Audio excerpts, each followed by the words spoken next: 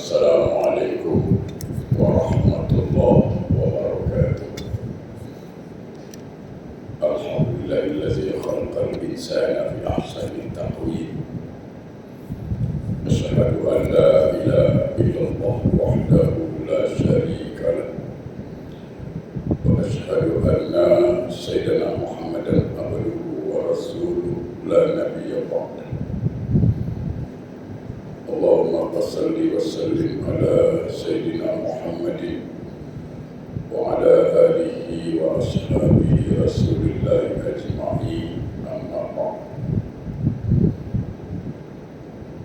Rabbi shrah li sadri wa yassir li amri wahlul 'uqdatam min lisani yafqahu qawli.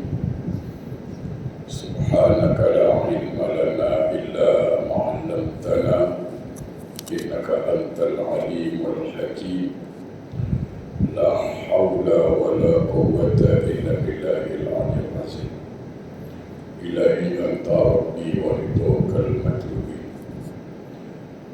Sahabatku yang dimuliakan Allah, alhamdulillah kita bersyukur kepada Allah Subhanahu wa taala dapat bertemu lagi di rumah Allah ini dalam majlis ilmu. Mudah-mudahan majlis yang kita hadir ini insyaAllah satu majlis yang mendatangkan rahmat Allah, taufik dan hidayah serta maghfirah dari Allah Subhanahu wa taala. Amin. Salawat dan salam Allahumma salli ala Sayyidina Muhammad wa ala ali Sayyidina Muhammad. Marilah sama-sama kita sanjungkan keharibaan junjungan alam Rasulullah SAW. Mudah-mudahan kita semua mendapat syafaat dari beliau kelak zaman akhir. Amin Allahumma amin. Sahabatku yang dimuliakan Allah, tanpa terasa kita sudah masuk tahun baru Hijriah 1445 Hijriah. Ada sebuah peristiwa yang barangkali menjadi kajian kita malam ini. Dari peristiwa ini muncullah sabda Nabi, yang sabda Nabi itu menjadi landasan untuk kita beramal. Jadi hadisnya sahih diriwayatkan dari Umar bin Khattab. Saya tidak bicara tentang hijrah Rasulullah, tapi sesampainya Rasulullah SAW di Madinah, bila Nabi sampai di Madinah saja, ada orang bagi tahu Rasulullah SAW, "Ya Muhammad, ternyata tidak semua yang hijrah ini karena Allah dan Rasul. Tidak semua. Ada yang hijrah urusan bisnis, ada juga yang hijrah urusan perempuan. Tapi banyaklah juga yang karena Allah. Ada di antara mereka yang punya kedai di Mekah. Dia terpaksa pindah ke Madinah. Kenapa? Karena pelanggan-pelanggannya sudah pindah semua. Jadi kalau dia nak buka kedai di Mekah pun tak ada yang nak beli. Jadi dia ikut pindah, bukan karena Allah dan Rasul, tapi karena nak buka kedai. Itu satu case lah, satu kasus. Ada juga yang hijrah. Kenapa? Karena tunangannya pindah, hijrah. Makbul kata orang sekarang. Dia punya kekasih pindah, hijrah ke Madinah. Nah, kalau aku tak ikut pindah ke Madinah, nanti orang kebas pula. Ini tak boleh jadi. Akhirnya dia ikut pindah. Karena urusan apa? Karena urusan perempuan. Nah, Setelah Rasulullah SAW mendengar cerita sahabat ini, maka keluarlah sabda Nabi yang cukup populer, dan sabda itu menjadi landasan kita beramal, yaitu apa kata Nabi, innamal a'malu binniyat. Itu hadisnya keluar di situ. Itu asbabul wurudnya. Innamal a'malu binniyat. Sesuatu pekerjaan tergantung dari niatnya. Wa innama likulli bima nawa. Dan ia akan dikira tentang apa yang dia niatkan. Faman kana hijratu ila Allah wa rasulih, fa hijratu ila Allah wa rasulih. Siapa yang hijrahnya karena Allah dan Rasul, maka dia mendapat perhatian khas, perhatian khusus dari Allah dan Rasul. Faman kana hijratu lidunya yusibuha aw imra'atin yanha ma'adar ilaih.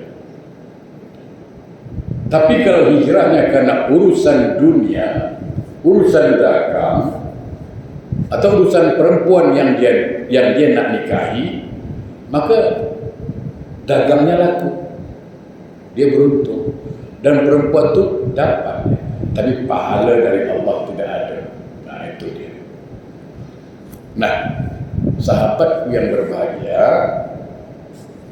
dapat kita ambil kesimpulan bahwa salah satu syarat diterimanya amal itu adalah ikhlas. Maka jangan heran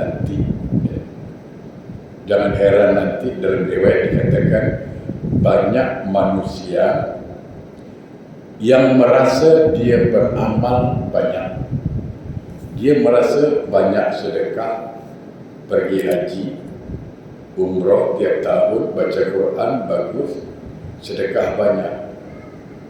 Tapi ketika di akhirat macam debu berterbangan, tidak ada nilai apa-apa. Kenapa?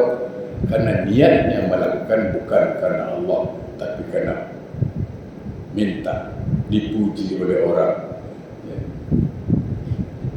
Jamaah yang berbahagia, kalau kita tengok Quran, ayatnya cukup selalu didengar, a'udzubillahi minasyaitonirrajim, wa ma umiru illa liya'budullaha mukhlishina lahuddin. Engkau tidak disuruh menyembah Allah, salat menyembah Allah, sedekah ibadah, baca Quran ibadah. Semuanya itu aku tak suruh, kata Allah, kecuali ikhlas melakukan. Hati-hati. Kalau bahasa kasarnya apa? Kalau tak ikhlas kau jangan buat, karena itu sia-sia. Begini, nah ini pahamkan. Ketika kita sholat, ini saya cerita sholat dulu lah, biar paham. Berdiri sholat di depan Allah, maka di depan kita, saya ibaratkan ada dua pintu. Satu disebut pintu ridha, yang kedua pintu laknat. Dan setiap pintu ada kunci di depan mata. Nah, sekarang masalahnya kunci mana yang kita pegang. Kalau kita pegang kunci ridha, maka terbukalah pintu ridha. Maka apa yang ada di dalam pintu itu? Rahmat Allah, pahala Allah,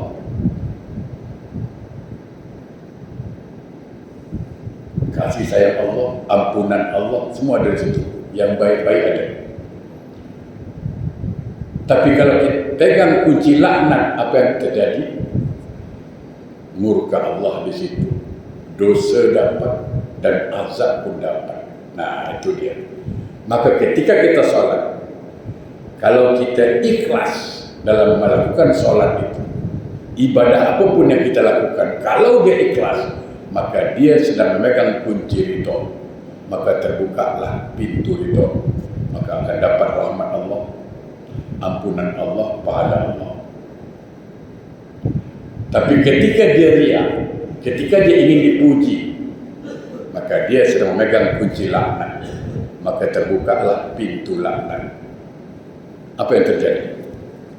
Dia bukan sedang beribadah, dia mendapat murka Allah, dia mendapat dosa, dan dia mendapat azab. Saya ingin sampaikan, jangan tertipu.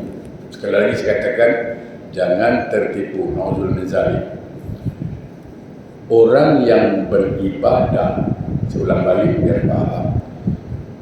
Orang yang beribadah dengan riya, orang yang beribadah dengan menunjuk-nunjuk, pamer, bangga, minta dipuji, ingat, sebenarnya dia bukan sedang beribadah, tetapi sedang bermaksiat dalam ibadah. Hati-hati.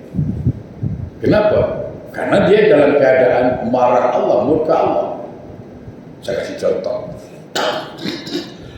Minta maaf, bantu, minta dia bilang, baca Quran. A'udzubillahi minasyaitonirrajim. Baca Quran ibadah. Ya kan? Ibadah.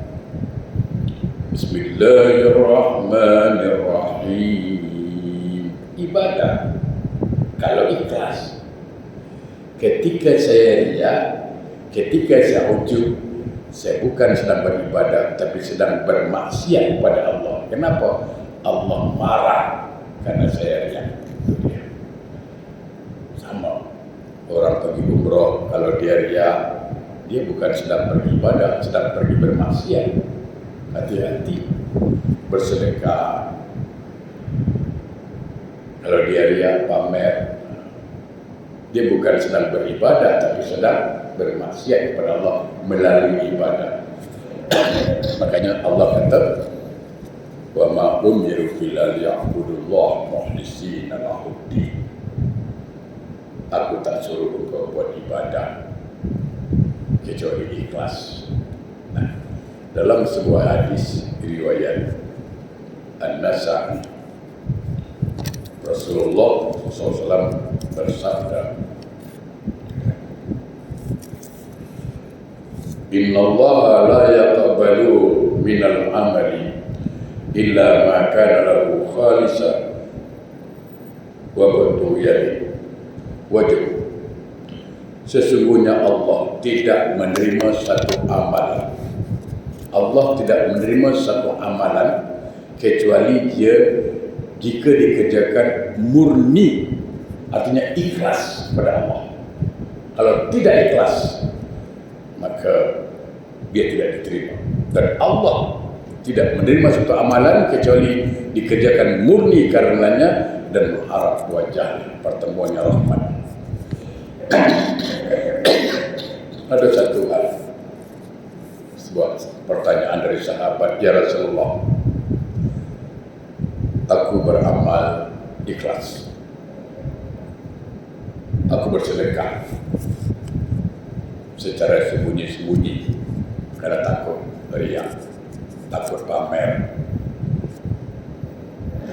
Aku berusaha untuk tidak wujud, untuk tidak riya, maka aku sedekah sembunyi-sembunyi.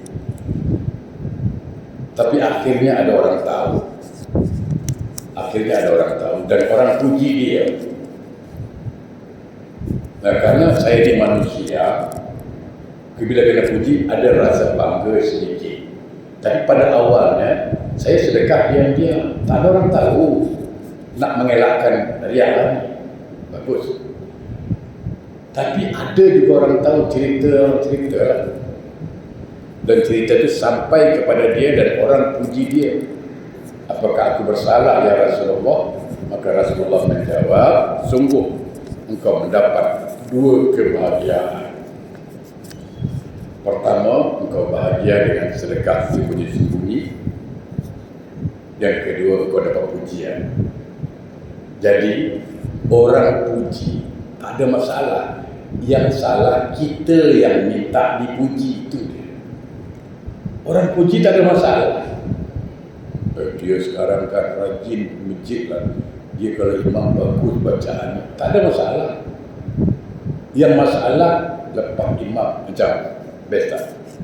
Aku kalau dah baca ayat semua lentur. Itu yang salah. Minta puji, gila puji itu yang jadi masalah. Orang puji tak masalah. Ustaz, susah nak dapat ikhlas ini.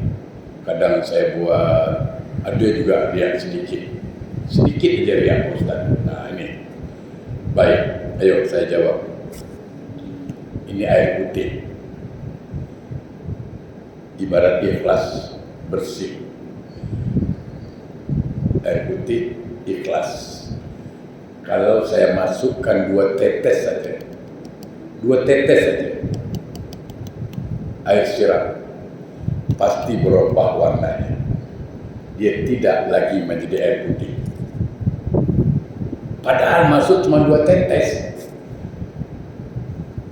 Sebotol air masuk 2 tetes, berubah maknanya. Kalau ditanya orang, itu air putih, bukan, ada merah sikit. Itulah. Jadi walaupun sedikit riak itu masuk, dia tidak lagi disebut ikhlas. Itu hati-hati. Walaupun sedikit, dan itu dianggap syirik. Inna yasin min riak syirik, kata Nabi. Sedikit saja dari riak itu syirik. Itu hati-hati. Dan itu tugasnya iblis. Itu kerja iblis. Bagaimana supaya amal ibadah kita ditolak. Itu tugas iblis. Kau buatlah amal, kau beramallah, tapi amal kau Allah tak terima. Kenapa? Ada ujub, ada rasa sombong, rasa ria. Dia je betul, orang lain salah. Alhamdulillah, alhamdulillah. Saya selalu mengatakan begini, air ini ibarat ikhlas. Air putih ini ibarat ikhlas. Kalau saya kasih Tuan Haji, Ji, minumlah, dia tak khawatir untuk minum, kerana dia bersih, dia kan? Bersih, kasih minum. Tapi kalau air putih ini saya taruh racun sikit macam, ada yang berani minum? Tak ada. Kenapa? Karena kalau dia minum mematikan. Walaupun sedikit racun saya masukkan, tak ada orang berani minum kerana mati. Sama. Ikhlas itu, kalau sedikit masuk riak itu racun, maka mati ikhlas itu. Mati ibadah itu. Jadi sekali lagi,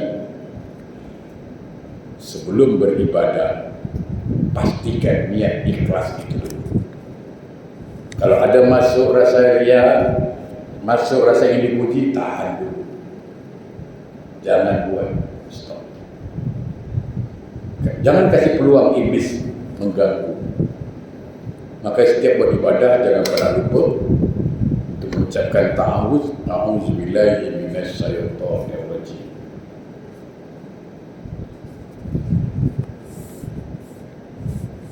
Jadi sekali lagi saya katakan, ini perbedaan antara amal soleh dengan amal salah. Kalau amal soleh, dia perlu niat, ikhlas. Kalau buat jahat, dia tak perlu niat.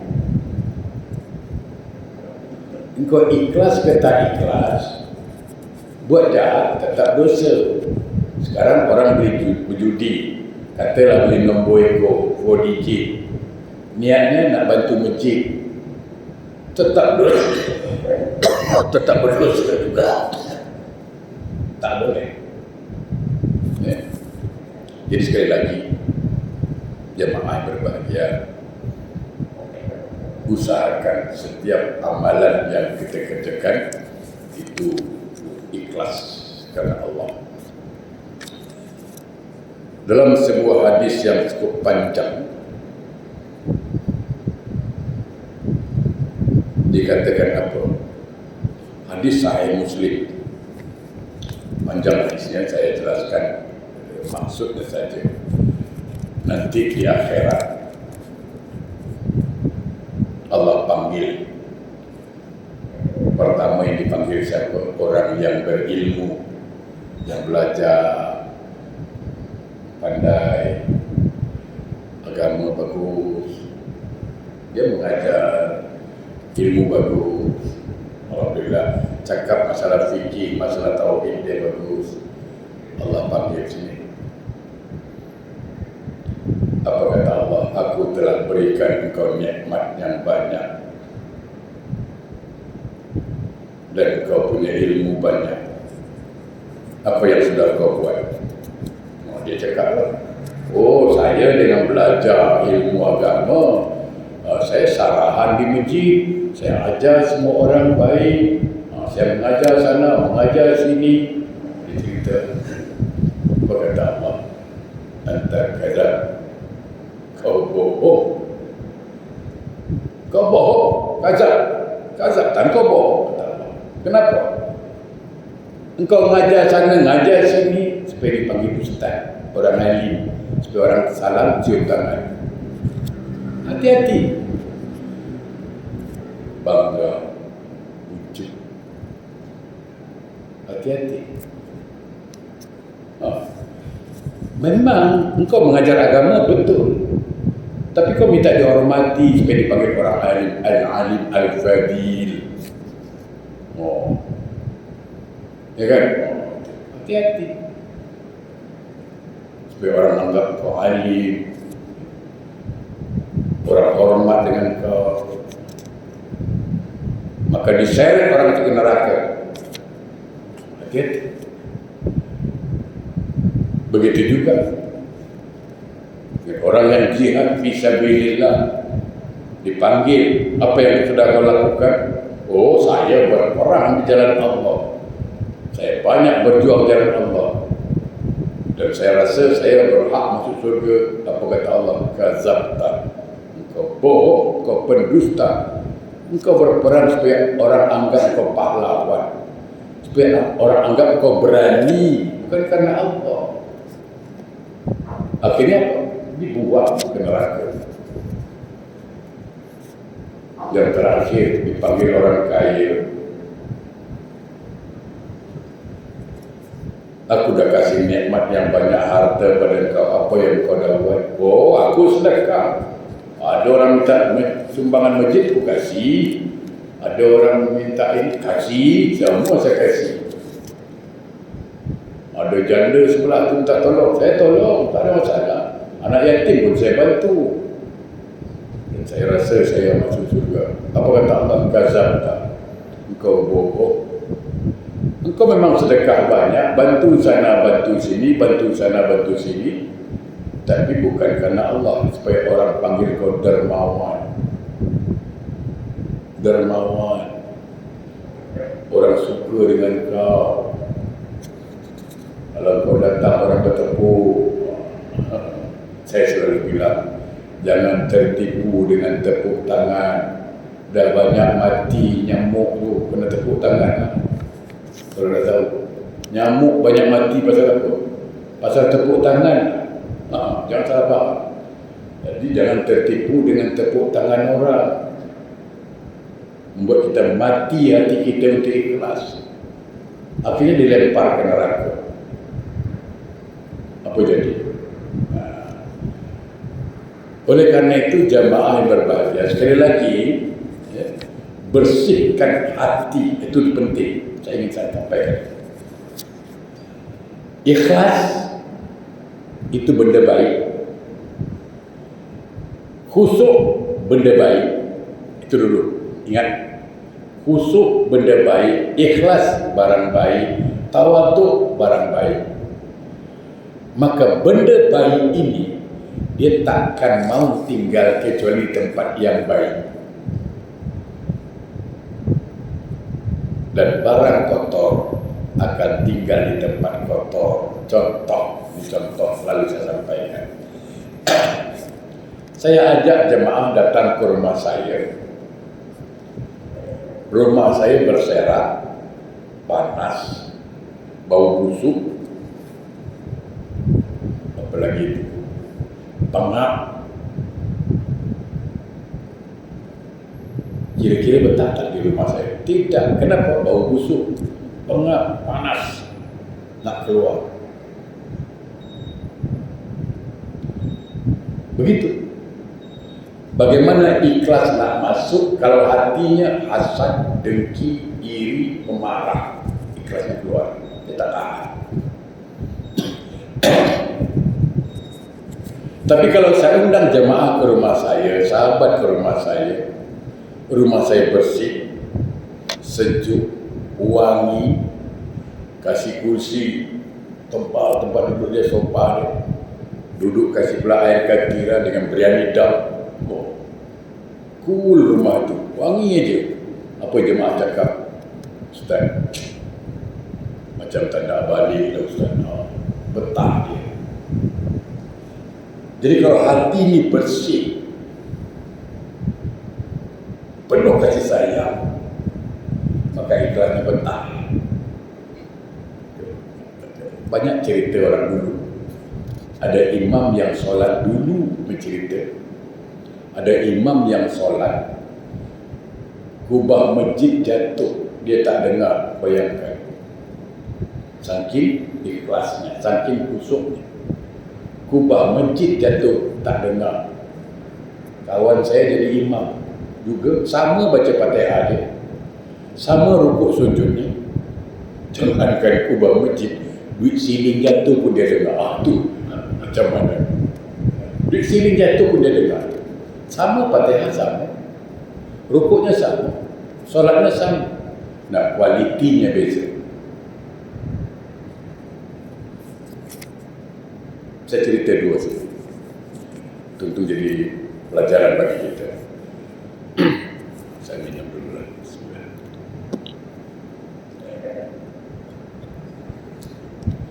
Bagaimana seseorang beramal, dia tidak perlu pujian.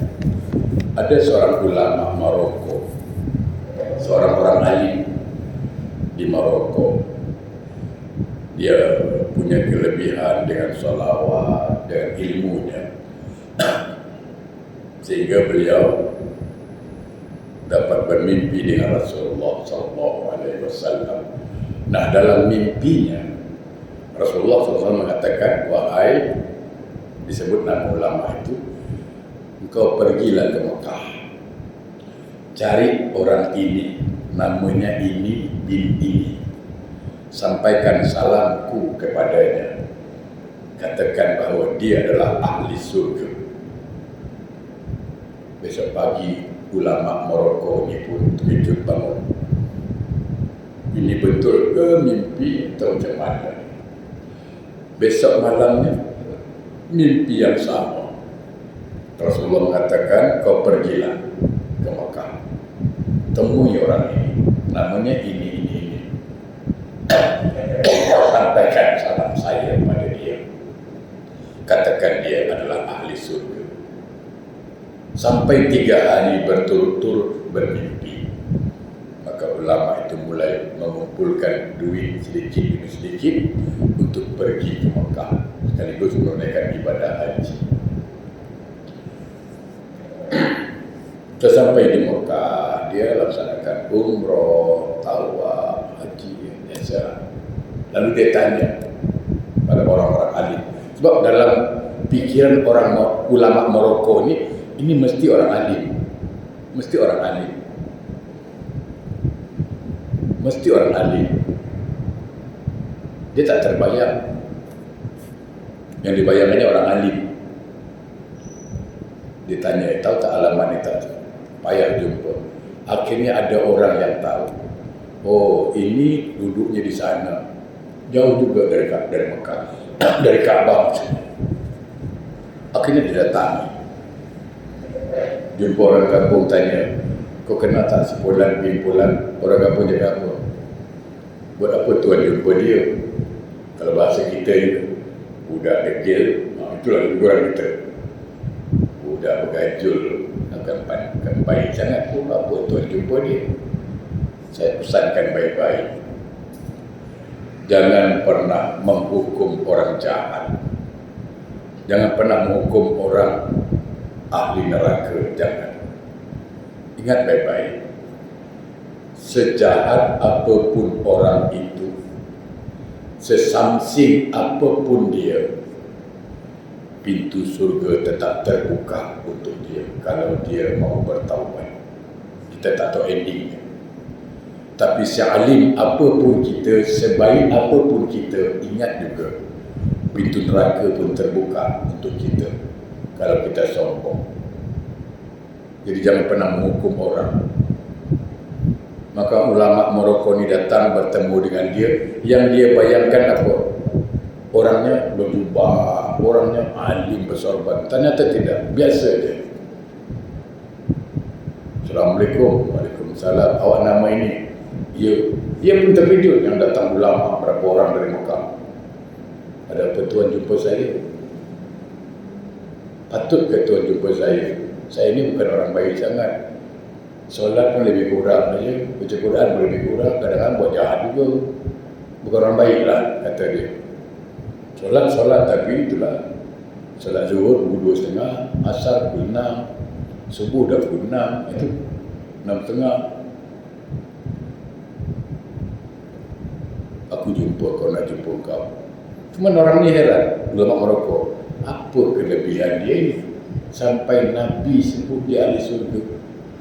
Maka ulama Morocco mengatakan, sungguh sahabatku, aku telah bermimpi jumpa Rasulullah SAW, dan Rasul sampaikan salam dan suruh mencari engkau untuk menyampaikan salamnya, beritanya, yaitu engkau adalah ahli surga. Dia tak percaya tu. Dia tak percaya. Kalau bahasa kita, kau biar betul, jangan main. Kau jangan gelintung-gelintung. Apa pula Nabi cakap ahli surga? Bukan aku orang alim, bukan aku orang baik. Betul. Wallah, itu dia sumpah. Wallah, aku baru balik saja daripada tawaf. Aku baru balik dari tawaf di Masjidil Haram. Tak mungkin aku bohong. Langsung dia menangis.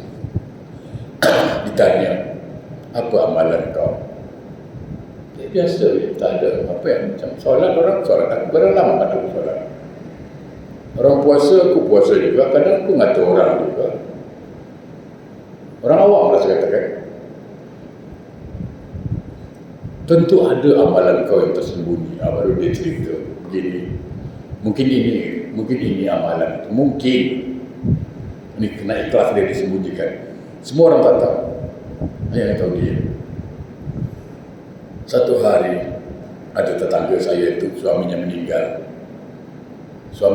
Dia ada anak. Maka saya bernazar di depan Allah, ya Allah, tetangga aku suaminya meninggal.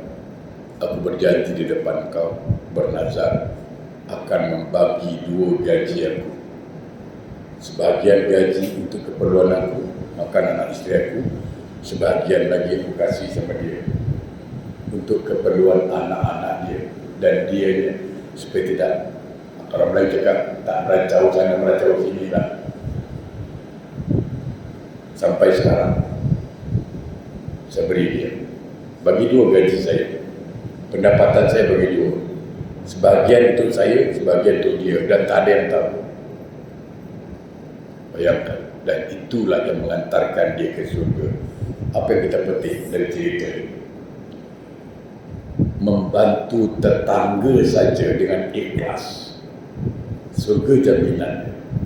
Apatah lagi adik-beradik. Bayangkan, kadang banyak di antara kita ada adik yang susah, janda, mati suami, anaknya 3-4 orang, tapi banyak keluarga tak mau tahu.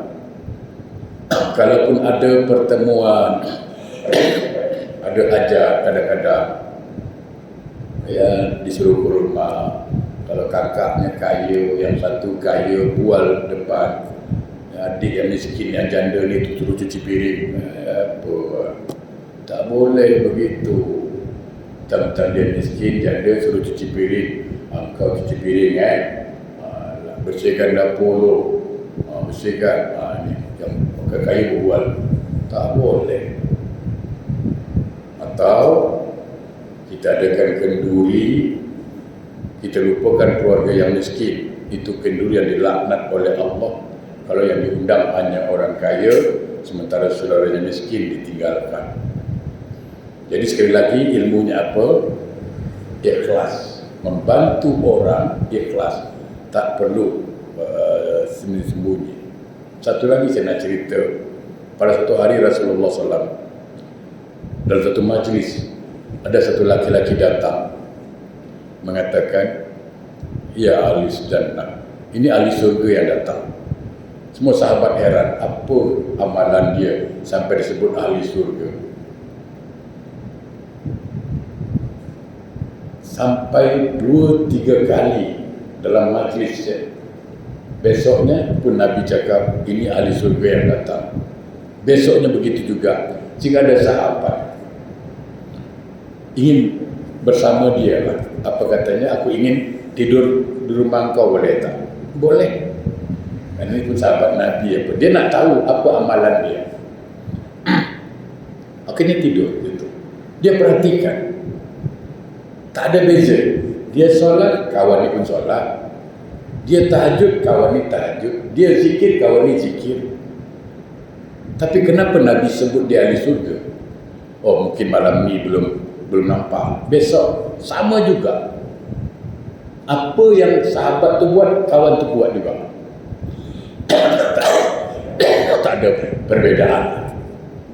Sampai 3 kali sama juga. Lalu dia cakap, aku nak balik lah.